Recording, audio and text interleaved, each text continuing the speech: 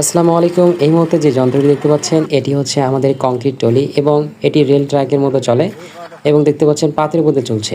পাশে ডান পাশে যে মেশিনটি দেখতে পাচ্ছেন এটি আমাদের হচ্ছে মিনি ক্র্যাং মেশিন। এটির সাহায্যে বহুতল ভবনে কাজ করার সময় ব্যবহার করা হয়।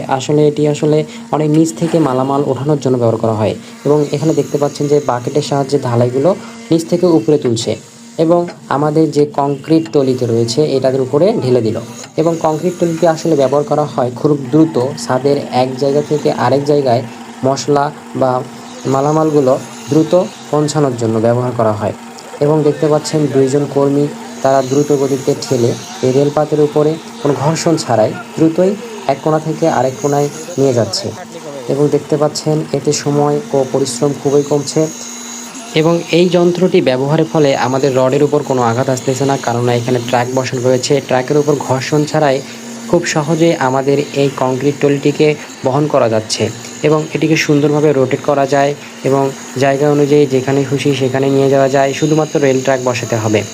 প্রিয় বন্ধুরা, এই ধরনের কনস্ট্রাকশন টিপস অ্যান্ড ট্রিক্স পেতে আমার এই চ্যানেলটিকে বা পেজটিকে ফলো করে পাশে থাকবেন।